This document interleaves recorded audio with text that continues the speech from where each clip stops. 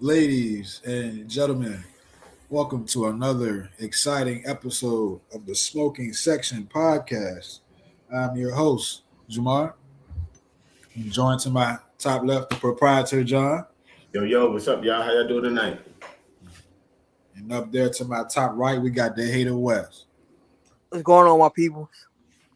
Tonight, ladies and gentlemen, we're back with another special episode. I'm talking about this episode is so special that it took each of us at least 2 to 3 weeks of research to bring you this list. We couldn't just do it in 1 week, 1 day. Yeah. We needed time to complete this. That's how important this episode is.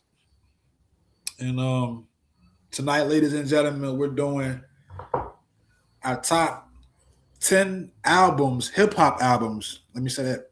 Top 10 hip hop albums of all time. 2-part episode, but today we're doing 6 through 10. How y'all feel about that? You pretty much really said it. This is a very personal episode and list for all three of us. I'm sure our the people that have been rocking with us since we started this, I know that they know now how important music is to us. You know, so really hit it right on the nose. It's important, and I can't wait to tell everybody why these albums are important to me, and I can't wait to hear why the albums that y'all chose are important to y'all. You know? Yeah, man. Yeah. What you got, Wes? I'll say y'all pretty much said everything for me. I'm just going ready. I'm ready to go and get into this list, man. Yeah. That's facts, man. That's facts. Yeah, let's jump on into it, man. Like I said at the top of the show, ladies and gentlemen, this is hip hop and R&B only. We may do a all time or a separate genre list in the future, but for this purpose only, we're doing hip hop and R&B. And y'all know what it is, man. I'm gonna start from 10, and I'm gonna work my way all the way up. So, and I'll say, ain't no need to change our model the way we do it. I don't know a nigga want to switch it, so you know what I mean. Nah, you know we always follow. We always follow suit. You the host. We let you do your thing, yo. You got this. You feel me? Yes, sir. And this is my personal list only. Let me start off by saying this is my personal list only. So people might grunt and moan at our picks or whatever. This is our list. So type yours in the comments. And also keep in mind, music is subjective. Very subjective. Keep that in mind and don't forget that. If you're over the age of 30 years old, you should know that by now. But let's get into it, man. Meat and potatoes. My number 10 favorite hip hop and R&B album of all time came out January 1st, 2004. A nigga from Queens. Hey, Queens, stand up. You know what I'm saying? I grew up in Queens, man. His album was called Hunger for More by Lloyd Banks. The boy Banks. Lloyd Banks, Hunger for More. And nigga like, oh man, look. Nah, I ain't gonna front. Go ahead. Do your thing. I mean, if people who not familiar, that album had the single Karma on there. It had I'm So Fly. That was produced by Timberland. It had On Fire. Those were the singles on that album. It's on my list because you know it's a certain time of my life. You know what I'm saying? I was doing shit and going through that shit, and then that album dropped. So it was synonymous with that time. You feel me? That's why it's on my list. You feel me? That's one of the reasons why it's on my list. You know, it was during the time in my life I was still figuring shit out. You know what I'm saying? Like I had ambition. You know, I had the hunger to grow, the hunger for more. That Yeah. album was perfect. You know Yep. what I'm saying? Yep. Like I was trying to level up. You know what I'm saying? I was trying to mature, and the songs on the album it got me through that. It helped me through that. If that makes sense. Yeah. Listening to Hunger for More, not only it helped me, and it was synonymous at a certain time in my life. You know, Banks hard. Banks a spitter, so Yeah. listening to the tracks on that album, you know, I got confidence. You know what I'm saying? Banks and G Unit, those one of the niggas that made me want to rap. So listening to Hunger for More, I got confidence. Huh? For real? Mm-hmm. I never knew that. Like if a nigga asks you who's your motivation to want to do this, my motivation to want to rap, I could pick G Unit up there. Oh, okay. That's what's up, yo. I love them niggas, man. Like the album it got motivation on there. Focus, you know what I'm saying? Yeah. Like Banks, that nigga was a spitter, but he was calm though, calm and sharp with his flows. That's why I fuck with Banks. He my favorite nigga out of the group. Like that G Unit era, those who remember that G Unit era was important in hip hop. It was. Let me say it again. That G Unit era was important in hip hop. I will drink to that, bro. For real.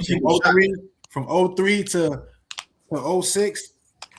I'm telling you, man. Take a shot to that, yo. Real talk. And this album, Hunger for More, was right in the middle of it. Because 50 put his shit out. The G Unit album came out. You know, Dan Banks shit, Dan Bucks, and Young Buck and Dan Game. Yeah. Banks album was in the middle of all that shit, man. Yep. You know what I mean? And you know, it just reminded me of a time I was building myself. Like the Hunger for More is a soundtrack of my life. I feel you, bro. I don't want to say I'm surprised and shocked because I already know how you are. You feel me? We've had many conversations about music and shit, so I already know you have an extensive knowledge of, you feel me, of various types of artists and shit like that. But I'm like, oh shit, Banks Hunger for More? Never would have, you feel me? Never would have thought that you would have that on your list. That's one of my favorite albums too. It didn't make my list, but it's definitely one of my favorite albums. And I'm gonna double back to that when I get a chance, because you mentioned that G Unit era. You feel me? So, yeah. For real, like on some real shit. I respect it. Yeah, it is, bro. Some notable names on the album: Snoop Dogg, Eminem, Nate Dogg, his G Unit brethren. Yeah. Notable production: Timbaland, Havoc, Eminem, Shy Money XL. A couple of my favorite songs on the junk was When the Chips Are Down with Game.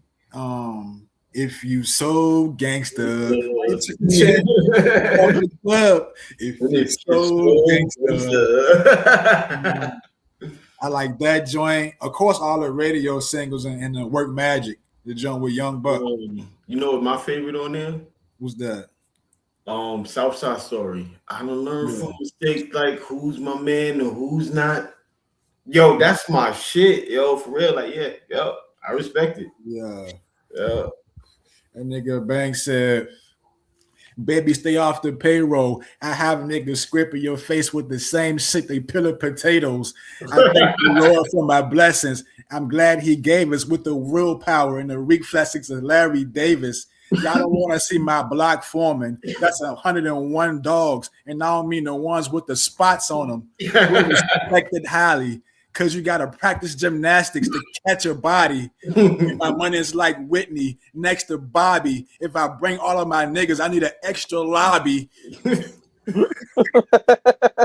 So, I know you was fucking with Banks real quick. I know you was fucking with Banks on that Victory G Unit remix.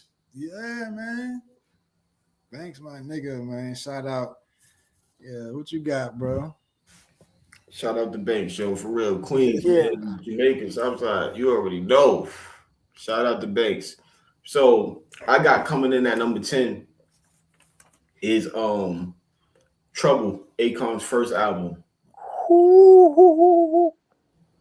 Yeah, I can't like I so release date June 29th, 2004. 2004 was such a great for music, like for Yeah. under the label SRC Universal. Sold 3 million worldwide, platinum in the United States. Major producers really was Akon. Akon produced pretty much most of that shit, for real.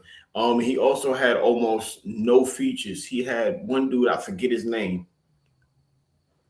But y'all know the major single that really got his name out there, Locked Up. Yeah. Remix with he had the original, then he had the remix with Styles, then he did Lonely, which he sampled. I forget the name that he sampled.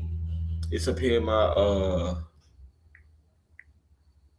one of my notes. But he sampled So Lonely. That became a nice little radio single. Then he hit Ghetto.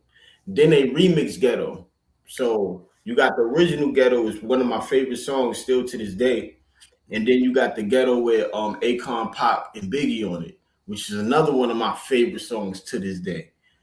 That album, man, it was 04. You feel me? Like I'm in New York. My brother in South Carolina, he doing his thing. You feel me? I'm up here in the city. I'm doing my thing. This is our first time, like, you feel me? Like really branching off. And eventually we came back, but this was like the first time, like he in the whole, and we not locked up either. You know, we locked up. We ain't got no control over that. You know, we getting, you feel me? Yeah.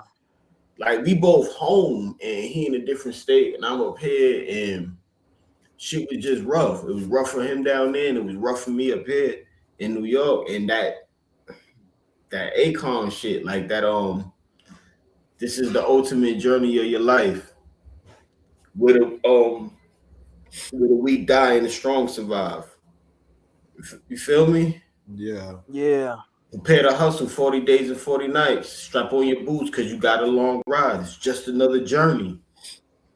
Like, that's how I was feeling. You feel me? Like, this is just a chapter. This is just a journey. Like, nigga gonna get through this shit type shit. You feel me? And then he had the song, Trouble Nobody.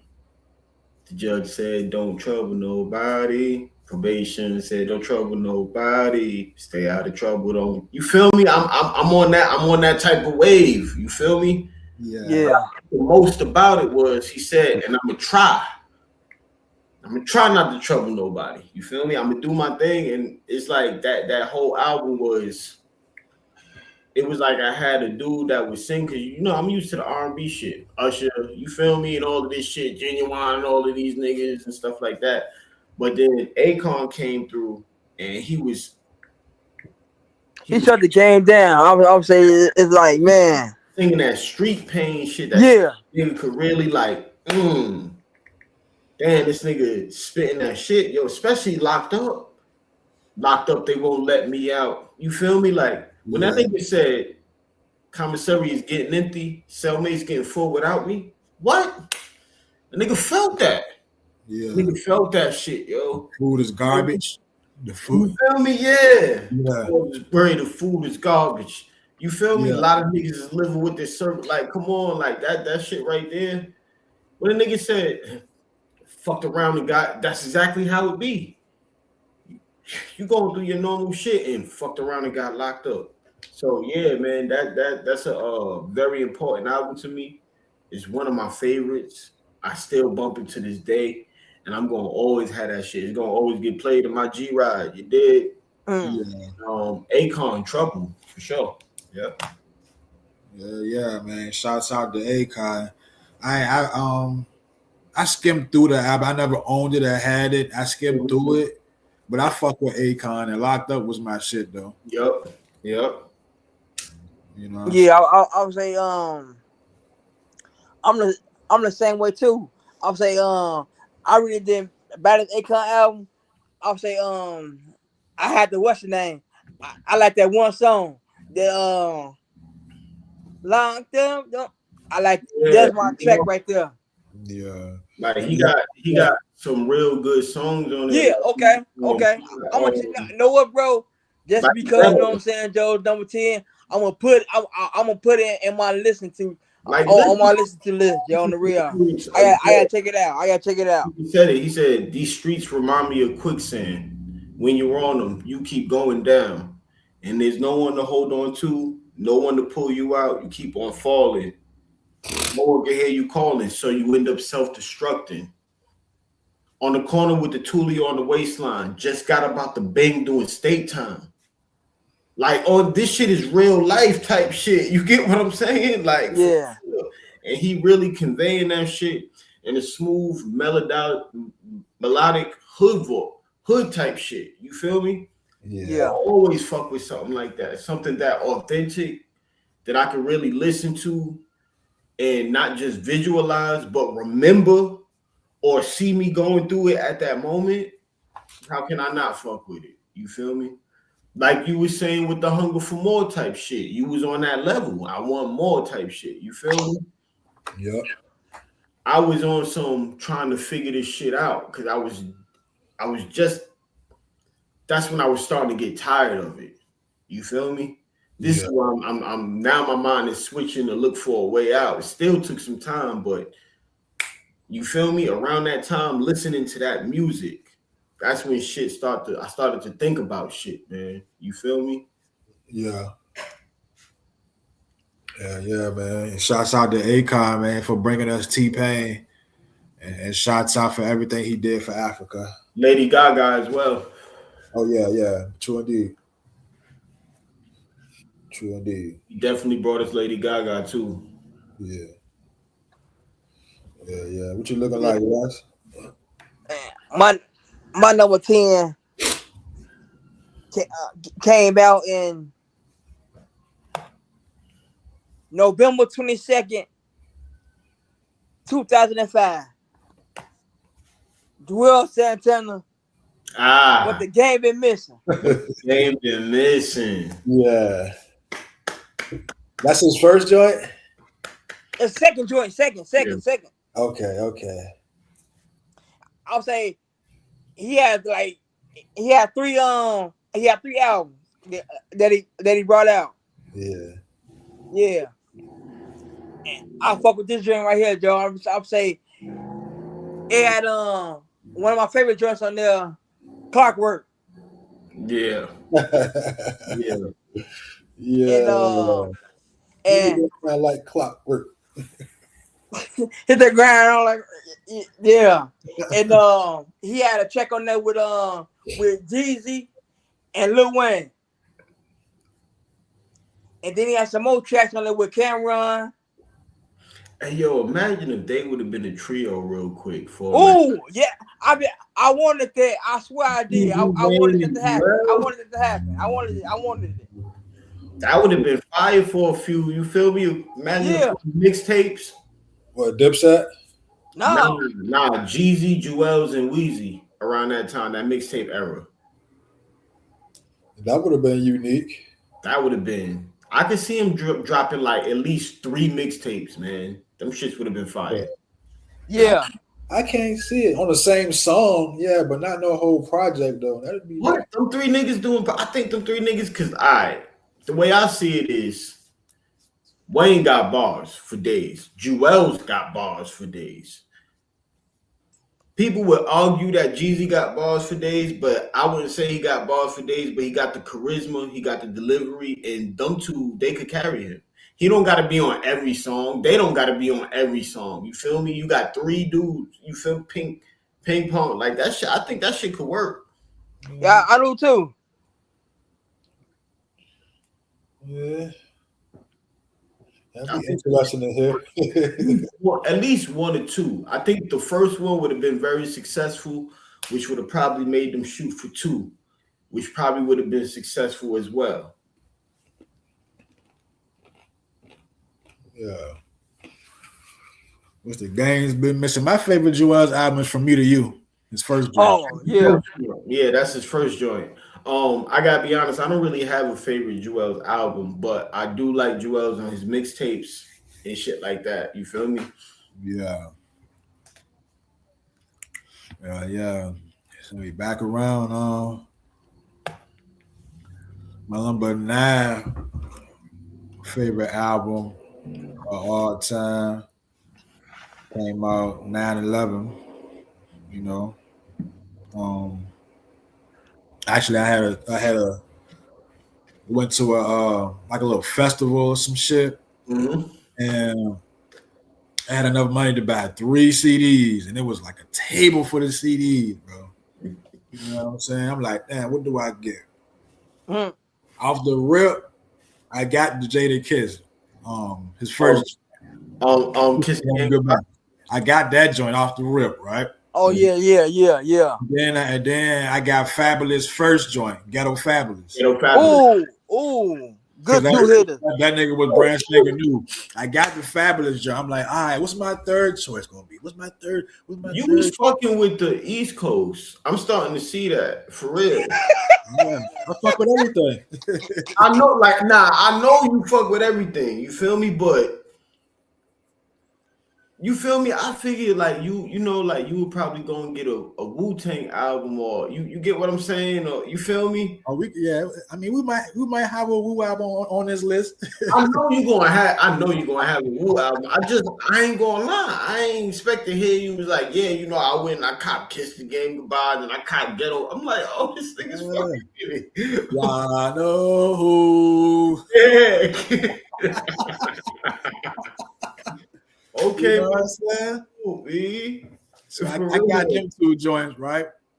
I had enough money to get one more CD. I'm like, what do I get? What do I get? What do I get? And this album I'm about to name is my number 9 album. This artist had been out. I was aware of him. I knew who he was. Mm-hmm. I had a couple of his albums before, but this album right here made me a fan of this guy. And it's The Blueprint, the first Blueprint by Jay-Z. Ooh. I knew who Jay was. Yep. But The Blueprint made me fuck with the nigga. Yeah. And the first Blueprint, it's number 9 album on my list because, you know, it marks a shift on how I listen to music.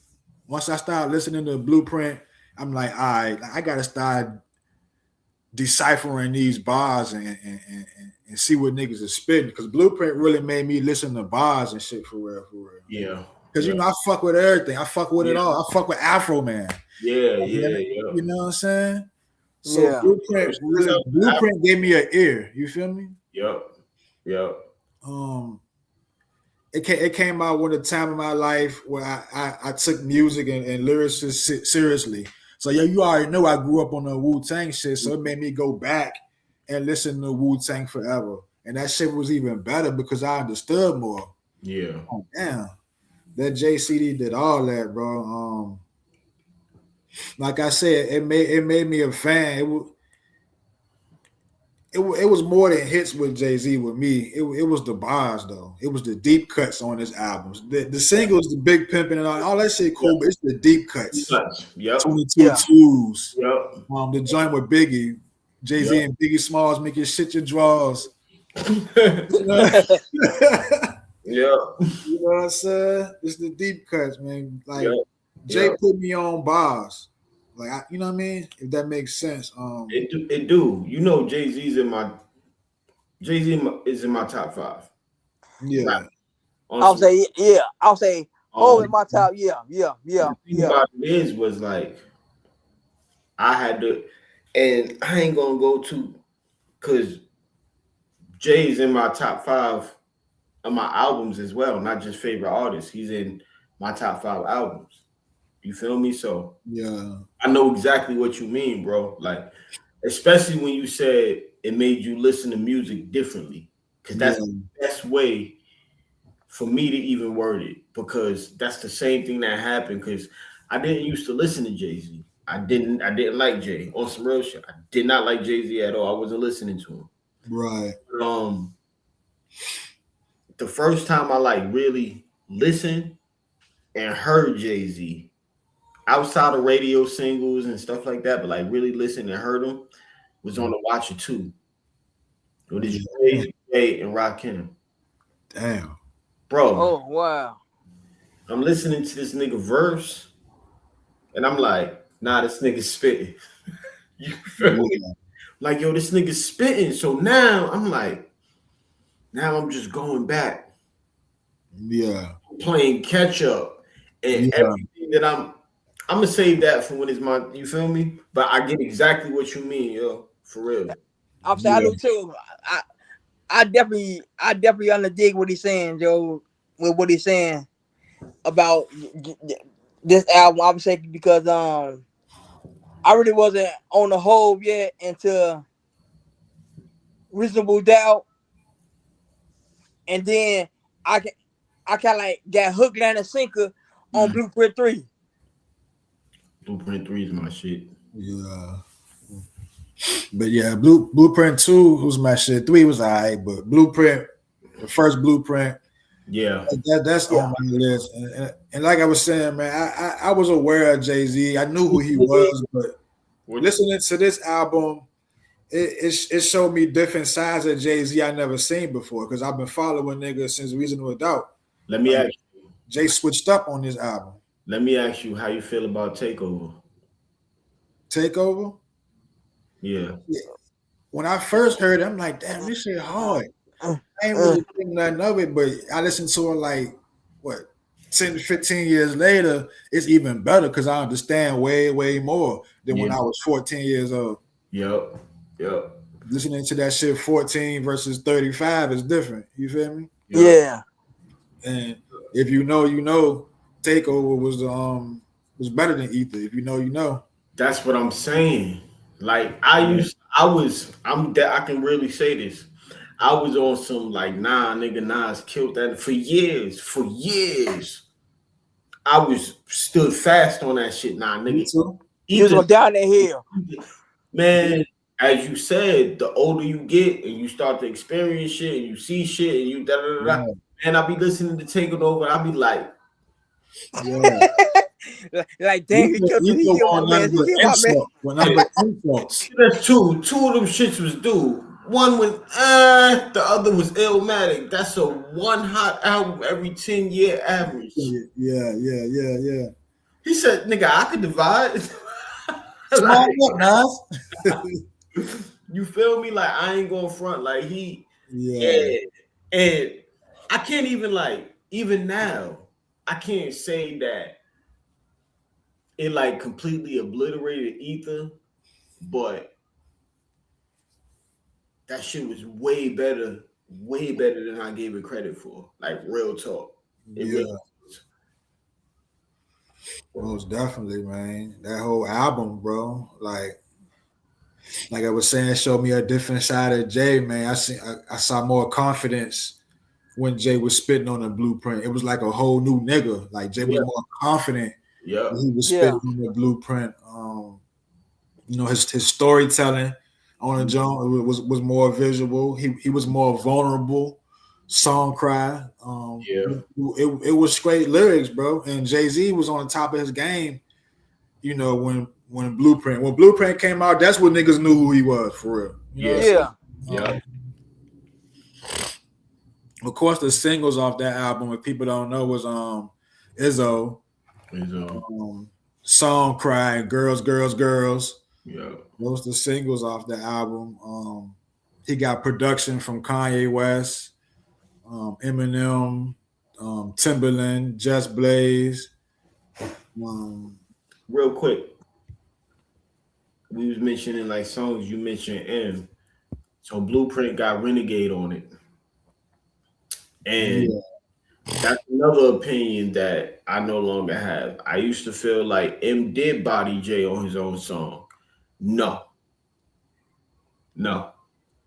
Neither one of them bodied each other. To me, when I really listen to it, it's like, both of them are talking about how they are renegades within their lives. And I completely relate to Jay's way more than I ever will relate to what M is saying. You feel me? I had to hustle, my back to the wall, ashy knuckles, pocket filled with a lot of lint, not a zip, got a vent. A lot of innocent lives lost on that project bench. What you hollering? Gotta pay rent, bring dollars in. Bottom bodega, ironed under my coat, feeling braver. Do rags wrapping my waiver, pockets full of hope. Come on, man, like that's the hood. You feel me? That nigga M said, since I'm in a position to talk to these kids and they listen, I ain't no politician, but I kick it with them a minute.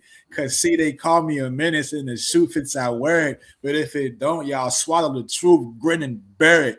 Now, who's the king of these rules, ludicrous, lucrative lyrics? Who could have heard the power of these lucrative hysterics? Yeah, like flow wise, yes, obviously. Flow wise, crazy, but I'm not waving a pistol at 60 Christians against me. You feel me?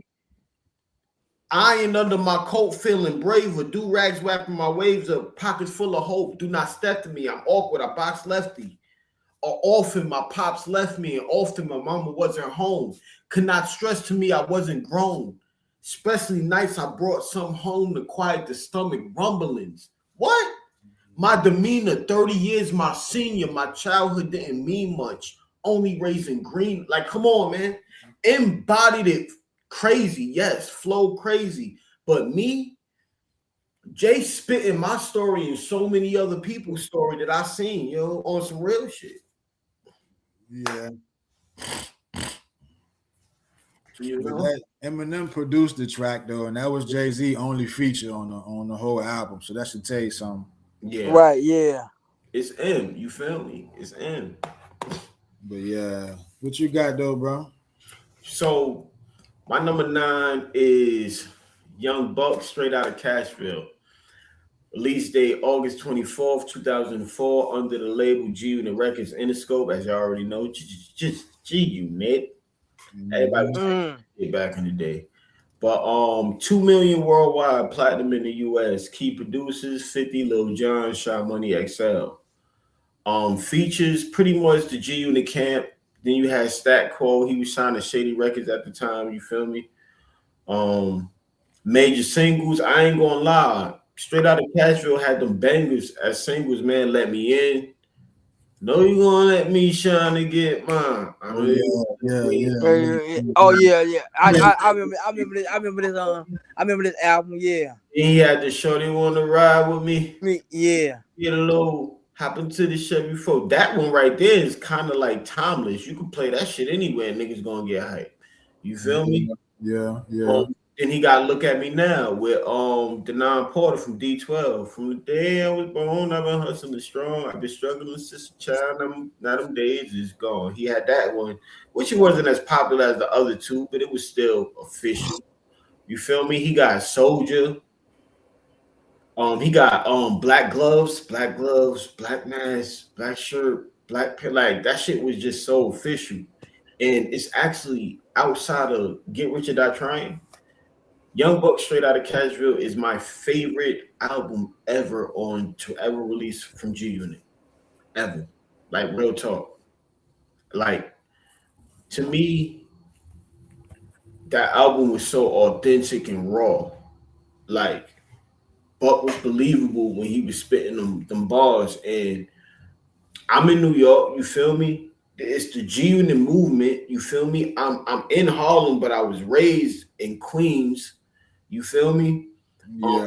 I got to, I'm G Unit going crazy and shit. And then boom, I got this dude from Tennessee, Southern dude, but he's spitting.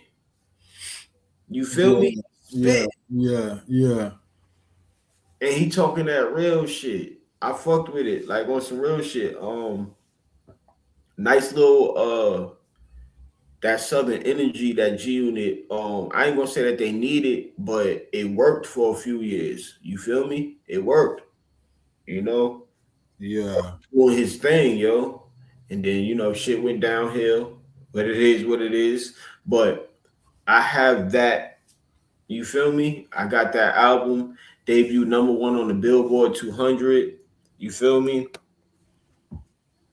And yeah, that's pretty much it. Young Buck, straight out of Cashville, is my number 9, yo. Album that's very near and dear to me. Yeah, I feel you, bro. Now, did you ever check out that Buck the World? You didn't even check it out, did it? I tried to, man. Yeah, I couldn't fuck with it. I feel you though. Buck the World was my favorite Buck album. And Cashville was good though. In my opinion, I'm like, hey, Buck trying to sound like New York niggas, bro. It's not you. No disrespect. You don't think so? But when Buck the World came out, he sounded different. I'm like, this the real Buck right here. That's what I couldn't get with, because he did sound different. I'm used to that. I come from a small town where organized crime is the rule. You kill niggas without permission, niggas gonna kill you. We banging the rags too, red and blue. That shit only out there on the west side. Food surrounded by Section 8 houses in the projects. Place where you make the wrong turn, you getting robbed at. Like, Buck was spitting street shit. Yeah. You feel me? I think I don't know if it was a label or management, but sometimes they push artists to flow or say certain things or go a certain way. But Buck the World, I noticed, bro, Buck the World was totally different, but it was a down south nigga for real. All down south production, DJ Toomp, Manny Fresh. Maybe that's why maybe that's why I mean, I ain't throwing no shade nowhere, but if something ain't your flow, it ain't your flow. Yeah. That's why I couldn't like really get into.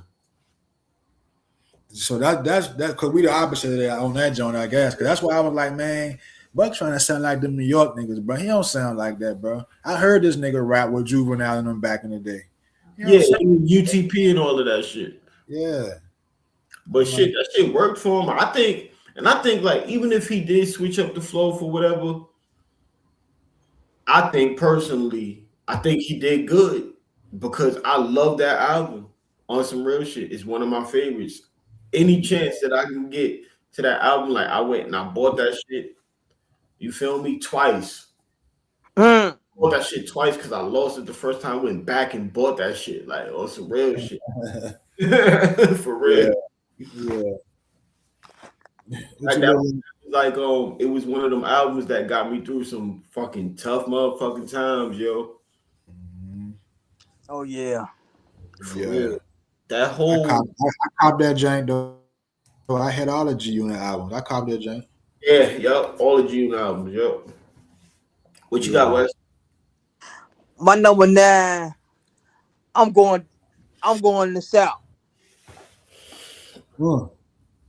Yeah, that's someone I'm gonna hit. I'm gonna hit the dirty South. My album came out in 2008, June 10th. Matter of fact, to be exact, 2008. The Carter 3. Oh, okay. Okay. This had some good hits on there. Cause I remember just like Jamal said, I went to the bootleg man and I copped the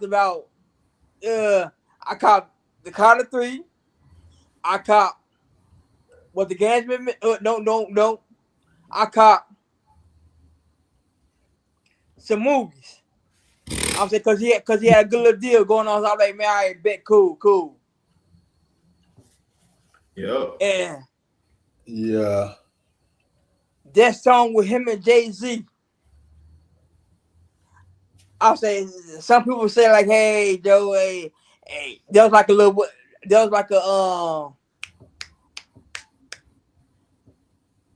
they kind of like they battled each other with doing this like a little bit, but it kind of like saying like, oh, it's a task. But to me, I think Lil Wayne beat Jay-Z doing that whole song right there. DMX beat Jay-Z in the freestyle battle. Yes. Oh yeah, definitely. On the Carter, what the Blueprint 3? I want to say. Nah, underground freestyle battle way back. Yeah. Busy Bone said he did too. Yep. because they were supposed to be, if I'm correct, I could be wrong. I could have got something wrong, but Irv Gotti had Ja Rule, DMX, and Jay-Z. I think they were supposed to be like a trio first. I think, but I don't know if that's entirely correct. But I know that they was in the same circle and Irv Gotti had them around each other. But for what reason, I'm not too sure. But that was way back, and that's kind of like when that legendary underground battle happened. That everybody says DMX won. Everybody says it, yo. And then I heard it wasn't even no battle. Niggas was just freestyling, but DMX was better. Oh. You know what I'm saying? I think I seen a video like that. I think I seen a video like that on Facebook. DMX said it on here we go again. On We Are the Streets, I believe. When I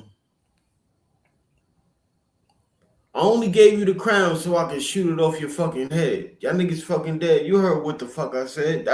Remember, they was beefing with Rockefeller at the time. Right, yeah.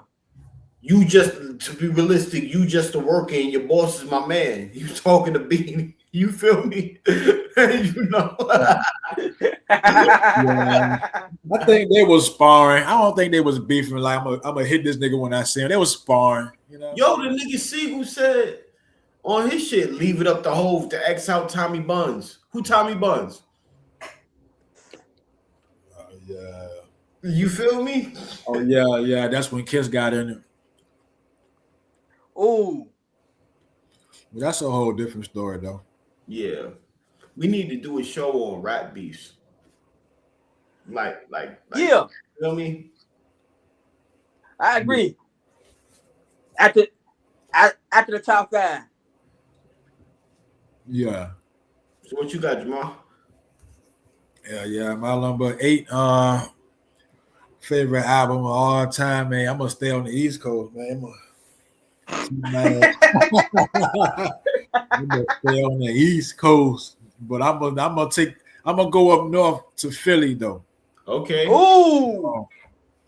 It's not what y'all think. Oh, now what I'm thinking. It came out February 24th, 2004. This album came out, and this was a debut album for this group.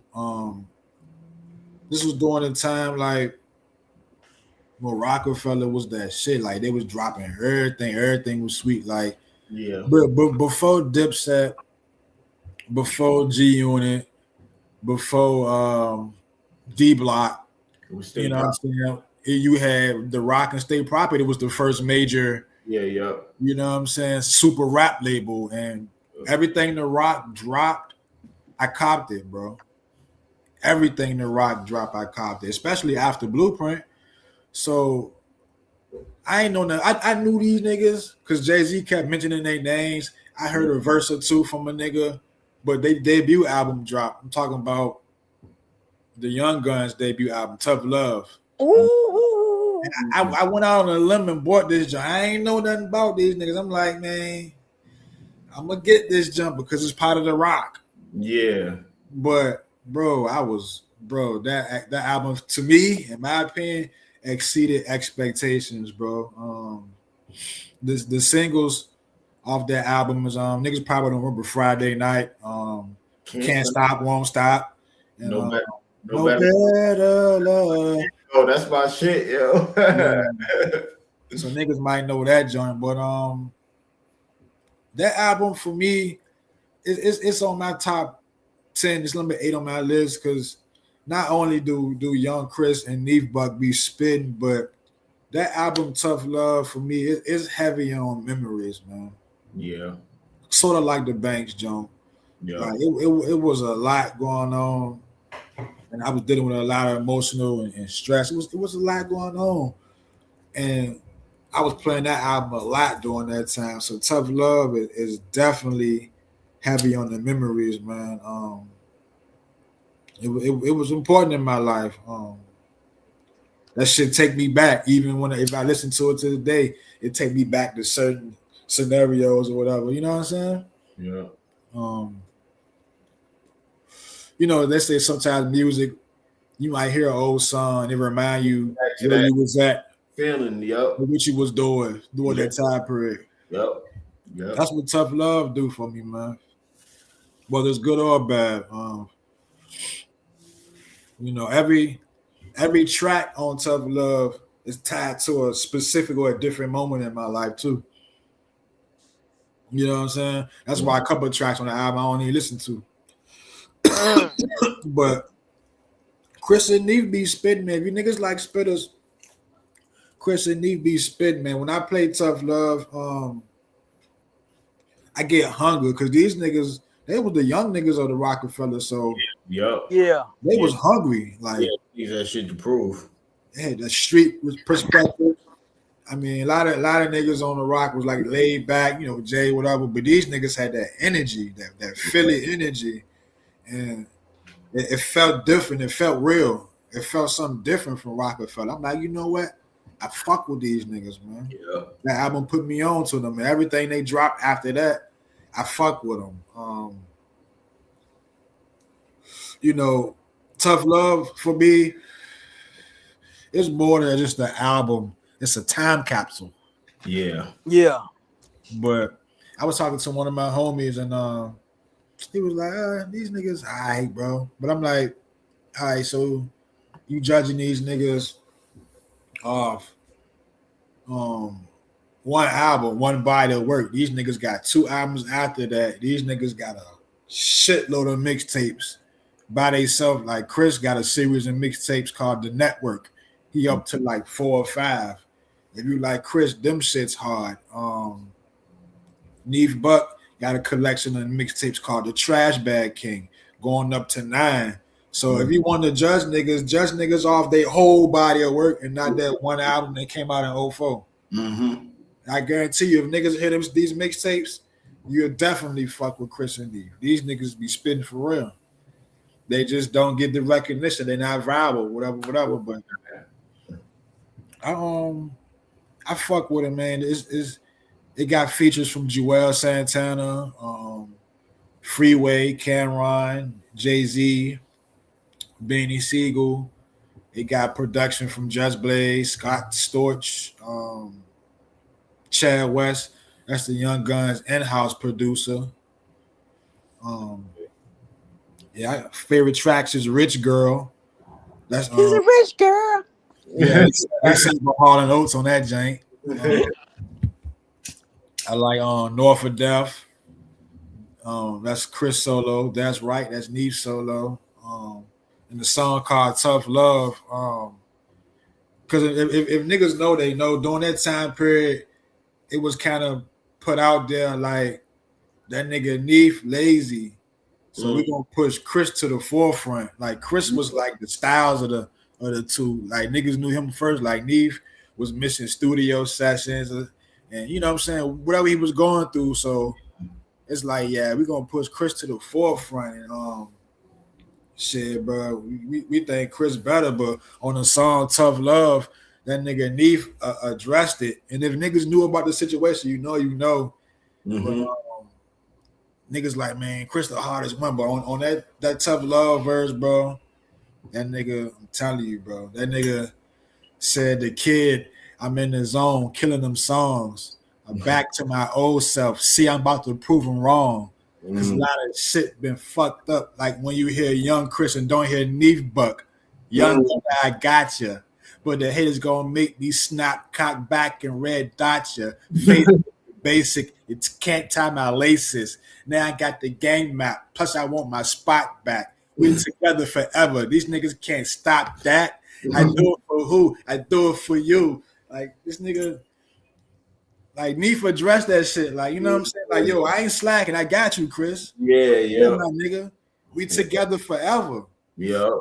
You know what I'm saying? I'm saying I ain't gonna count. Not to cut you off anything, bro, but I like them too. The Young Gun, man. I'll say just like you said, Joe. When I first heard them on the matter of fact, the same album you're talking about. When I heard them, I'm like, oh, I fell in love with them. I'm saying, just like you, I was a rockhead too.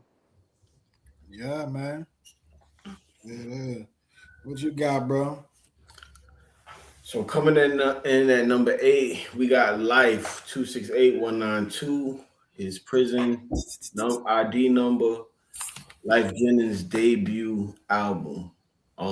It dropped August 10th, 2004. 2004 has come up 3 times in this, at least for me. Yo, it's some real shit. For me, Like on some real shit. August 10th, 2004, label Columbia Records. 1.5 million worldwide, platinum in the US. Key producers is really Life Jennings, TD, and he really didn't have that many features, you know. He had the hypothetically radio single with Fantasia on the album. He had somebody else on it. I forget her name. Then he had, his first single, Must Be Nice, which, fun fact, a friend of mine from Harlem, Paris, Paris was in that video. Extra, Yeah. Shit, but that album, that shit is just like so real, B. Like, and I like how if you listen to the album front, like first song all the way to the intro, all the way to the outro, he's literally telling his life through every song.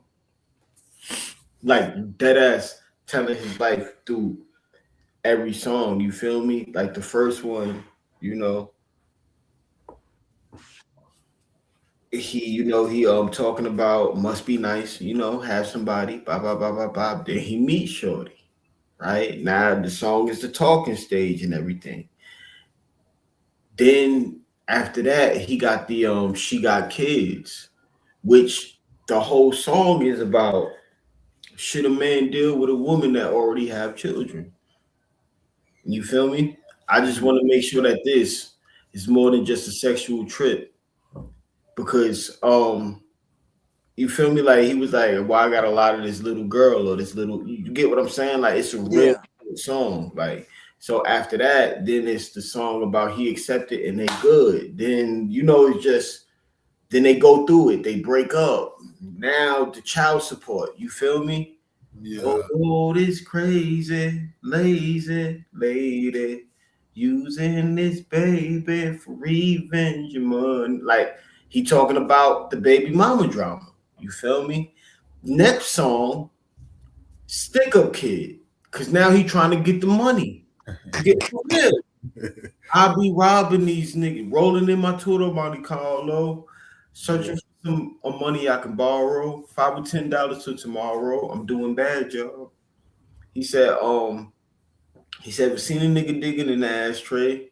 It's a crumbling, humbling sight to see. I'm doing bad, y'all." He said, and they teasing me with these 23s and these DVDs, and they ride and they pass me by. I have the nerve to wonder why.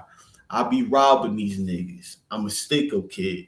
That's how I live. I admit it. I be robbing these niggas, but he's singing it. R&B type shit. Once again, shit nigga could relate to. You feel me? Yeah. He said, if you're doing too much, I'm coming to get it. On some real shit. After that, now he got locked up. You feel me? Now he going through the prison life. 26 years, 17 days. You feel me? He talking about going to prison. Then he talk about getting released and all kinds of shit. Like, it's just so real, authentic, and it's soulful. You feel me? It's soulful. You can feel that shit. And he just pretty much telling you what he went through in his life. And once again, on so many platforms, so many different genres, when somebody's listening to something and they can relate to it, it is just that much better. It's the reason why we listen to music in the first place. It's the reason why these things is our favorites, because we hear it and we relate to it. It takes us back.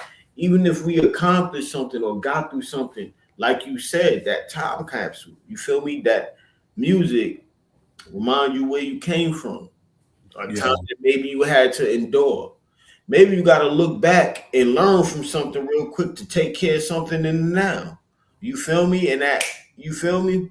Yeah. Like I'ma always fuck with this album, man, for real. It's like real storytelling. It's great storytelling with soulful R&B. Very authentic. I would recommend it to anybody who've never heard it on some real shit.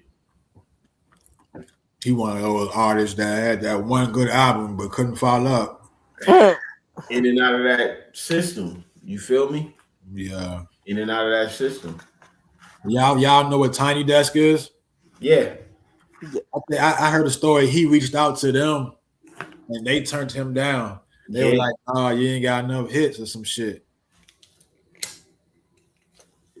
All he had to do was sing that entire album, and I bet you everybody would have fucked with it.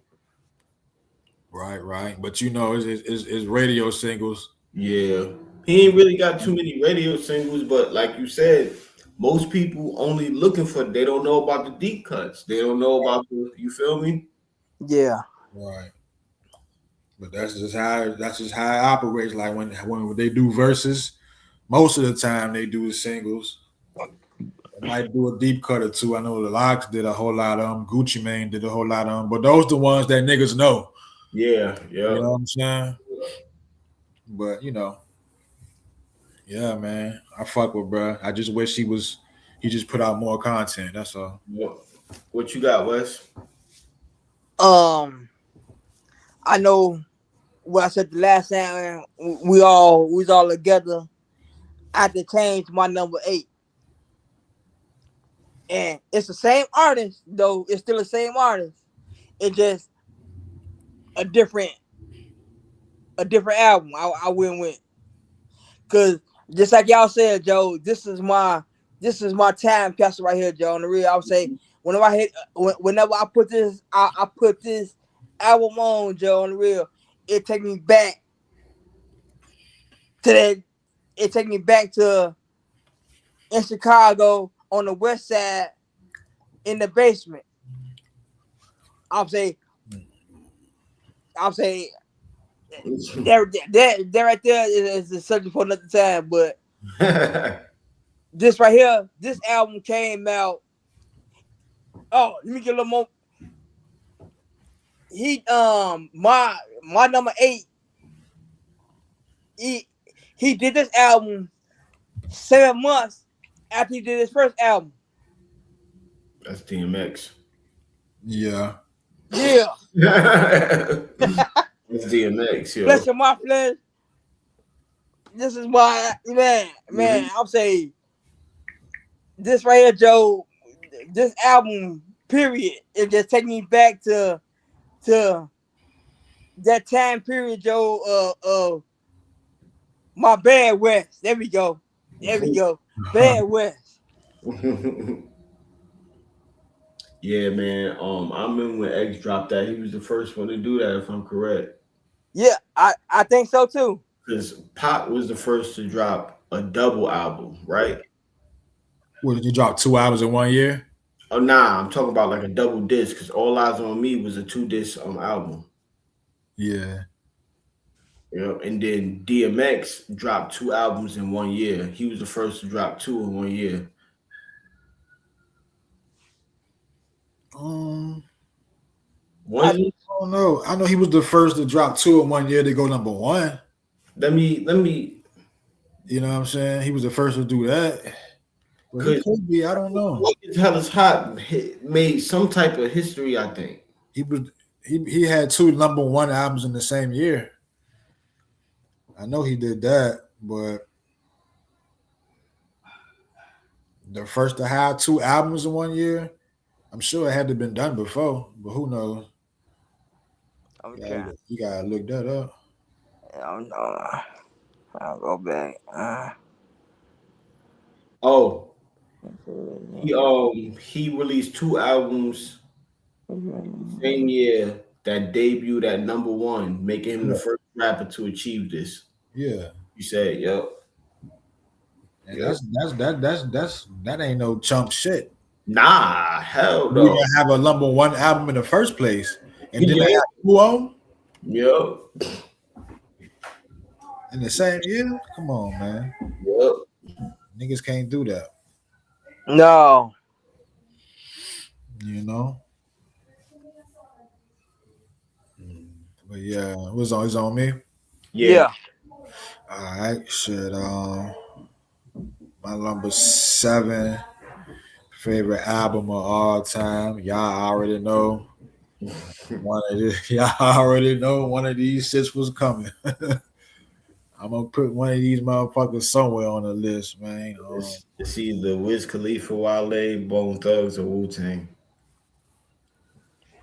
To be honest with you, bro, you know I love Wale, bro. That's my nigga, and I love Wiz. But none of their albums made my list. What? I mean, I feel you on that too. Like I love them niggas, bro. But none of their albums Fucking made see. my all-time list. Maybe my top 25, but top 10, nah. Um, you know, it's a Bone Thugs album.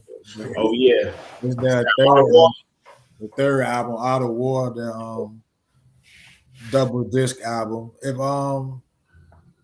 If you know, like real hip hop heads know, like yo, there's only a handful of double disc albums that's hard. It's a handful of double disc albums that's classics. Yeah. Real hip hop heads know you got Wu Tang, Wu Tang Forever. All Eyes on Me. All Eyes on Me. You got Biggie. And then you got Bone Thugs Out of War, bro. Mm-hmm. Double disc albums. And maybe you might can throw 8 Ball John in there, but Yeah. you know what I'm saying? It's the number 7 album on my list because you know it's personal. Yeah. Y'all know how I feel about Bone. They my favorite artists of all time, so you already know that. So it like coming up, like I said on the episode we did our favorite artists. Like I never heard nothing like this before. Yeah. Like, I mean, niggas do it like it's nothing now, but I can let niggas hear a track and put niggas on. Well, all 4 of them niggas just going in, rhyming so fucking fast. Now it's the norm, but during that time, bro, I never heard no shit like that, bro. Mm-hmm. It was so unique. It was different. I fuck with it. Every track was different. I think some might consider Crazy Bone the most popular Bone, and I see why. You know, he got the song with Lil Jon, Mystical. You know, I don't give a fuck. He got the Ride Dirty with Camille in there. But on the Art of War album, if niggas really Bone fans or just fans in general, you can see the growth of Crazy Bone throughout that album. He was the one that was constructing all the songs. He was the nigga that was on the hooks. He had like 3-4 solos on the fucking album, and one of them was an interlude. He just harmonizing and shit. But you really can see the growth of Crazy Bone on that Art of War album. You know, that album changed my life though. You know what I'm saying? Especially early on as a kid. You know what I'm saying? Like, like I say, my ears was open to a whole new style. I'm like, yo, so it is different kinds of. I'm 7, 8 years old. Oh, it is different kinds of rap out here. Oh shit. Yeah. You know what I'm saying? As a kid, like, oh shit, let me fuck with this shit. Then I start fucking with the Crucial Conflicts and the Do or Die. Yeah. Just you know what I'm saying? Yeah. And even when you listen to Art of War with 35, 40-year-old ears, you know, it sounds different when you were a kid. But to me, I get the album. It's dark. Yeah. It's dark on the album. It's one of the early albums. Came out July 29th, 1997. Yeah. One of the early albums. They were spiritual on the album as well. They was aggressive on the album. And they were smooth, and their styles are different, even though they all harmonize and rap fast, and they made it cohesive. Yeah. Art of War was a well put together album in my opinion, man. And like I say, one of the best double disc joints. A couple other singles people might recognize from it is the Look Into My Eyes. That was on the Batman soundtrack too. Yeah. I can teach the world to be a thug in harmony. I would teach the world. That's my shit, yo. And niggas probably heard the Friends. How many of us have them? Yeah. Yeah. Yeah, they interpolated that out them. Yeah, man, Art of War was my shit. That's the album that had Thug Love on it with Tupac. Yep. That album had that song on there. I like Handle the Vibe. That's one of my favorite tracks. They a lot of the production was handled by DJ Unique. He was Eazy-E's producer. But Handle the Vibe was a sample of KRS-One. Okay. That shit hard. The Mo Thug Family, Ain't Nothing Changed. All Original, one of my favorite tracks. It's kind of like a diss track. They go on that Do or Die. They go on that Crucial Conflict and 3-6. And All Original. Well, y'all know I'll ramble about this, y'all. Now y'all know Bone my niggas, man. Yeah, I feel you though. Man, yeah. That nigga Wishbone said, did a motherfucker say I'm wrong? When I get down for my 9 blow, you shoot him up, buck. Yeah, we strange you up. Play your head, son. Anybody here, Tiny Red, son. Every time I see you on TV, it make me feel good. I ain't gonna do y'all like that, bro. Yeah, I know Bone my niggas, man. I'm going to see them niggas as we're recording right now. I'm going to see them niggas in a couple months. Bone and Wu-Tang on the stage together. That's what's up. Good, man. That's what's up. You got, bro. Next up, what we at? Number 7? Yeah. So my number 7 is the Marshall Mathers LP, Eminem, released May 23rd, 2000. Aftermath and the scope, 25 million worldwide, diamond in the US. Producers, Dr. Dre, Eminem, Mailman. Features, he had Ditto, RBX, Sticky Fingers. Exhibit was on there, I believe. I think he had some D12 in there too. But yeah, like pretty much what you said. One of the things that you said about Bone, I ain't never heard this shit before. You feel me? Like I ain't never heard this before. And dude is spitting, like he's spitting crazy. And so the Slim Shady LP was when I first heard Eminem. But the Marshall Mathers LP was my first time anticipating an album from him, if that make any sense. Yeah. And I'm like, man, I know this shit gonna be fire. I got that shit in.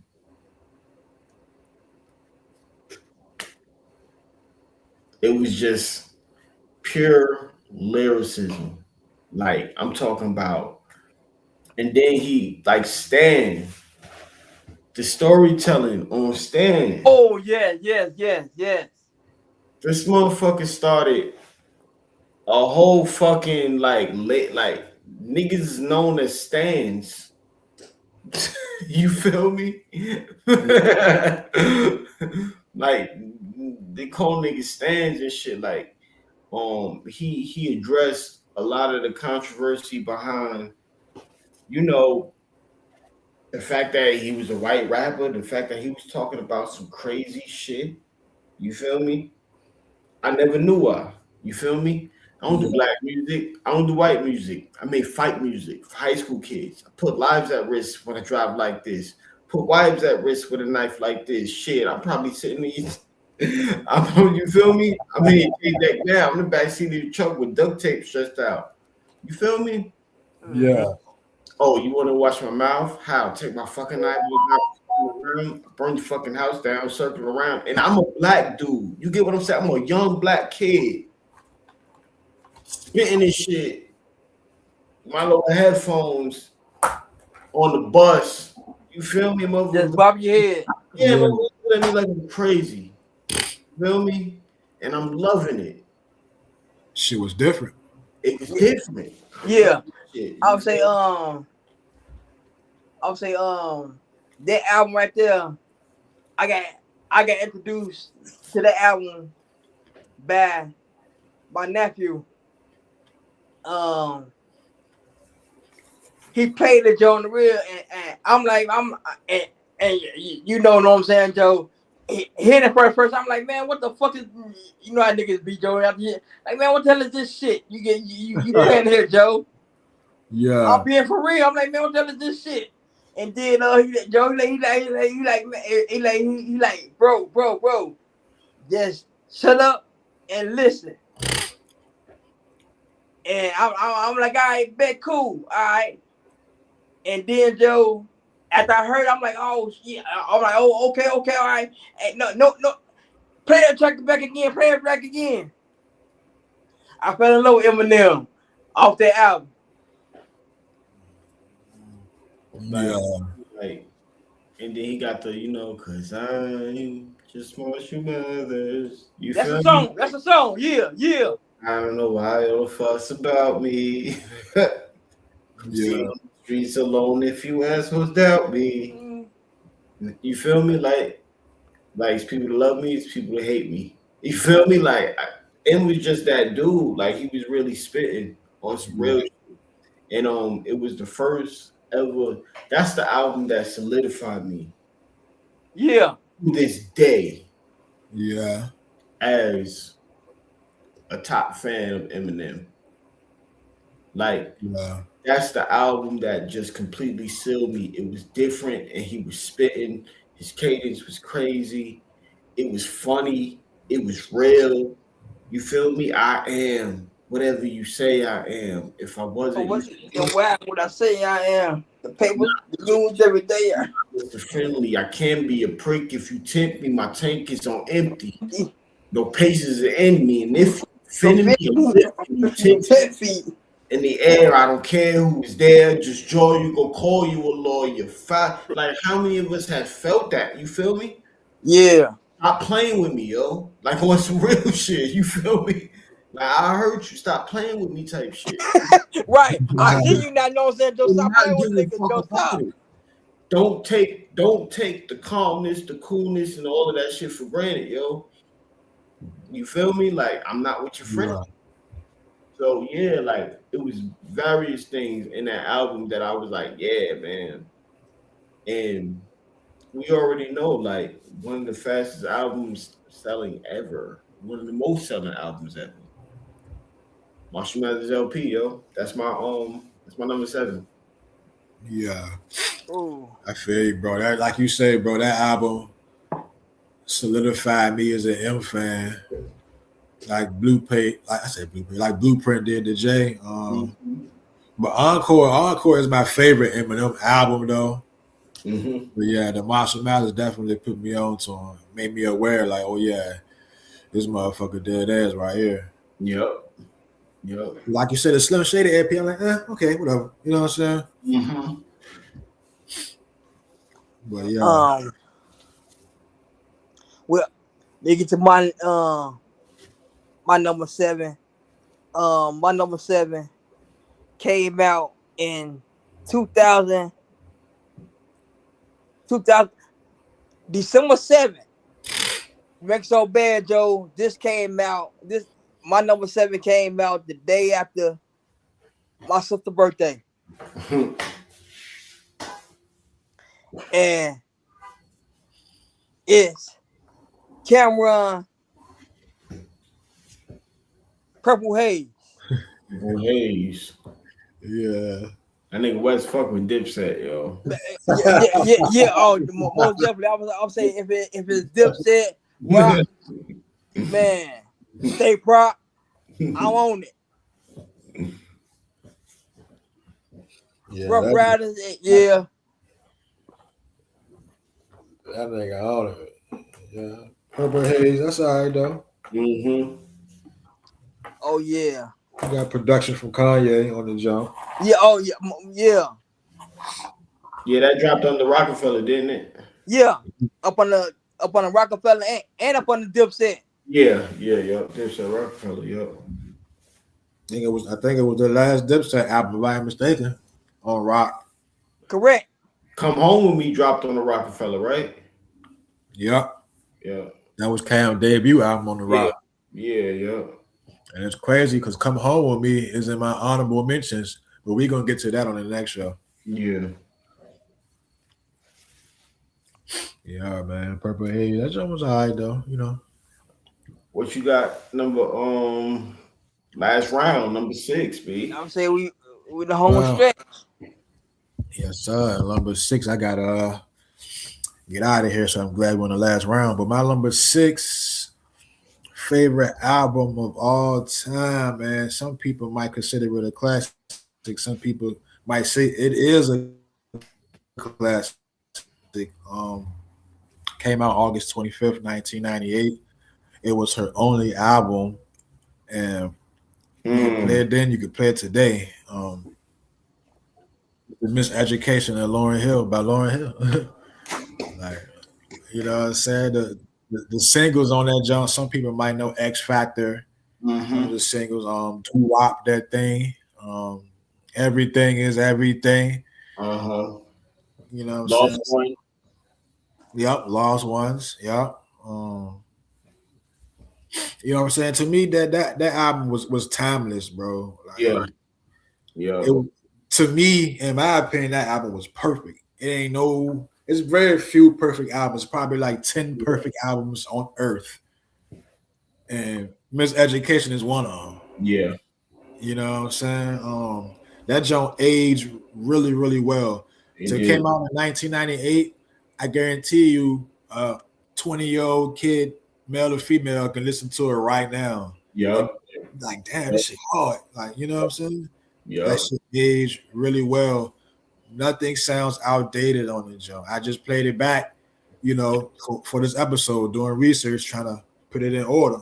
Mm-hmm. Like, everything sounds good on the joint. When I hear Miseducation, the messages get to me. I hear emotion, I hear honesty. You know what I'm saying? Like, she got the hits on there, like 3-4 hits. You know what I'm saying? Like, that's why it's a fucking classic. Yep. You know what I'm saying? Like, do it all, really. She got range too. She can rap. Yep. She can sing. And if people who really decipher lyrics and listen, she's actually teaching you. Yeah, she dropping jewels. Yeah. Yeah. She teaching you on the album, and she telling stories. Yep. It's the Miseducation. If you look at her album cover, it's her face on a desk. It's a wooden school desk. Yeah. You see the pencil up top. Yep. You know what I'm saying? You know, some of the features she got on there, Mary J. Blige. She got D'Angelo. You know what I'm saying? That's my nigga. He got a special place in my heart. Carlos Santana play a little guitar on one of the songs. Mm-hmm. And a lot of people might not know her instruments was a live band. It wasn't no machine. Yeah, it was a live band. Yep. It was a live band doing her production. So a lot of people might not know that. So we also can't forget the sound behind people that make people great. Like, you know, Bob Marley had the Wailers. Yeah. You know what I'm saying? Tom Barney was her bassist. You know, so all her bass and Lauren songs, you could thank Tom Barney for that. Vera Noble was on guitar. James Poser, she had 2 keyboards, James Poser and another nigga, and Ronaldo Smith on the drums. You know what I'm saying? Yeah. I fuck with her, man. When you listen to that joint, bro, she wasn't chasing trends. You know what I'm saying? Yeah. She was just. It was built on real music. Yep. You know what I'm saying? That's when I get when I play Miss Education, and My favorite songs: "Forgive Them, Father," "Nothing Even Matters" with D'Angelo, "Lost Ones." You already know. Yo. It's funny how money changes situation. Miscommunication leads to complication. Emancipation. You know what I'm saying? Equation. I was on the humble urinary station. Come Son, on. yelling like she You done. don't. But you know what I'm saying? Come on. She said, "How you play straight when your whole style bent? Consequences, no coincidence. Come on. Consequence is no coincidence." Come on. For real, yo. Shouts out to Miss Lauren Hill. Shout out to Miss You gotta Long. pick the miss. You gotta pick the miss. Shouts out, man. Yeah. You know what? To Miss Long here, I'm gonna take a shot for her. To Miss Lauren Hill. Definitely, shorty.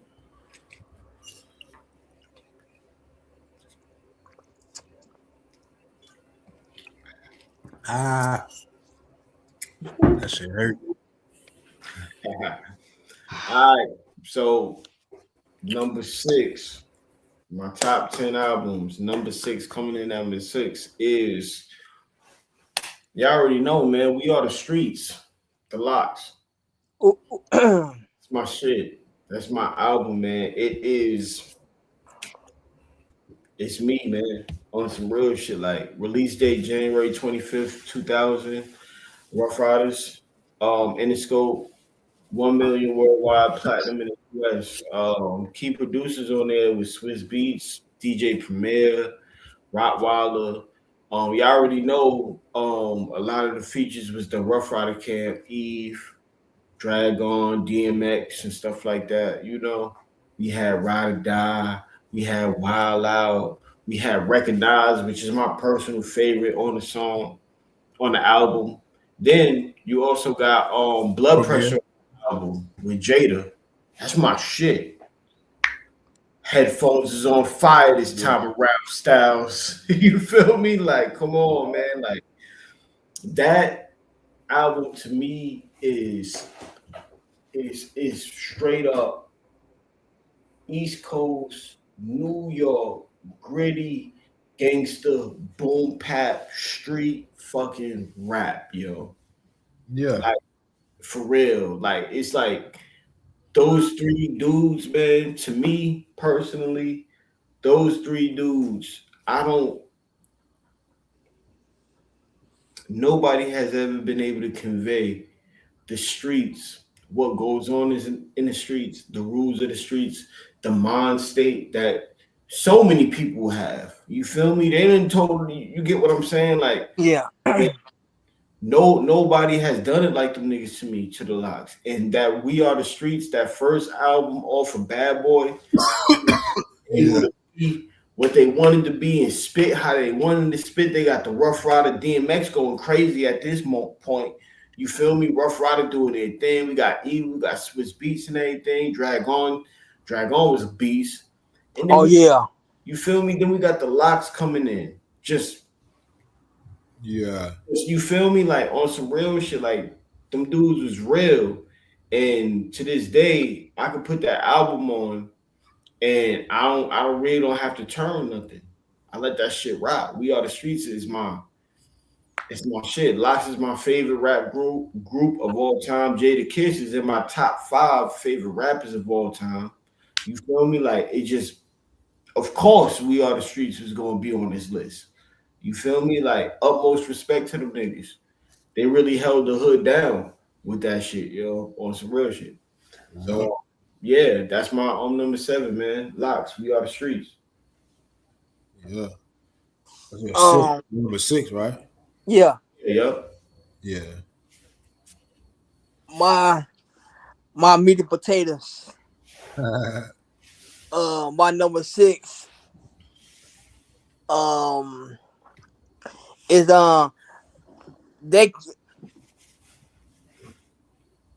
my album came out in 1991.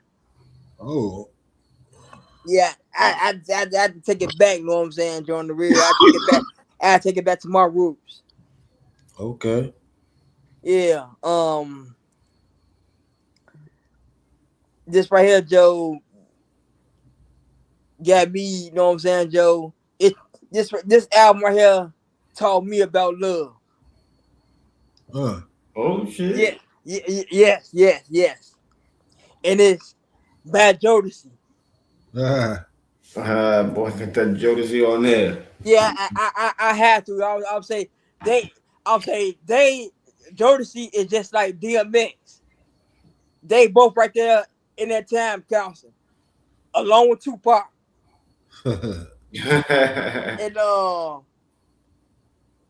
this right here, Joe, is like, man, I get just like John said, Joe.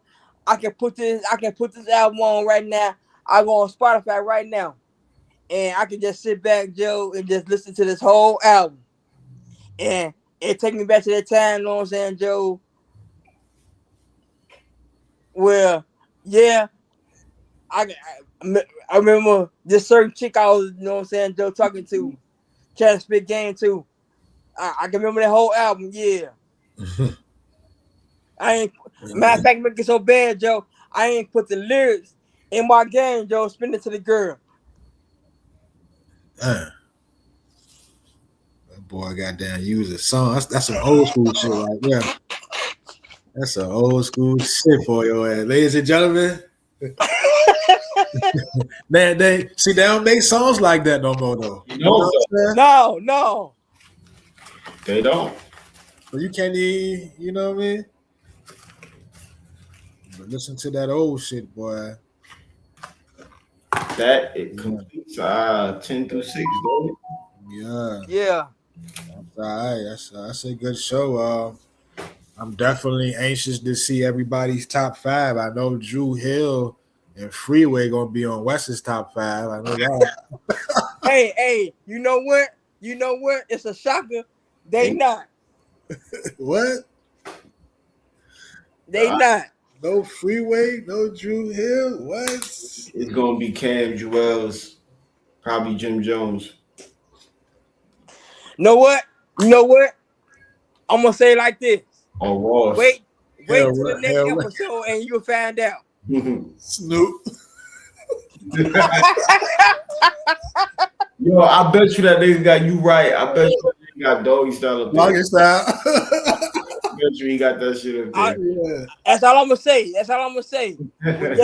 Just wait till the next episode, part 2 to this. Yes, sir. And until then, we're going to see you guys next week with a brand new episode. Thank you all for tuning in. Like, share, subscribe, comment, tell your friends. If you want to be a part of the episode, just leave a comment below. Any closing thoughts? Nah, man. You guys got some good episodes. You guys got some good albums for that 10 through 6. That was middle, with Blueprint and all of that. I'm like, okay, you feel me? And Banks, all right, Top 5 gonna be crazy. Man, I can't wait. I can't wait to episode. Man, I can't wait to part 2. Oh, yeah, top 5. I'm coming with the heavy hitters. You feel me? I'm coming with the game changers. Yeah. You feel me? Oh, yeah. What's in the year on 5 for me? Ooh. Yeah. And I thank you all for tuning in, everybody. For John and Wes, I'm Jamar. Good night and good fight, everybody.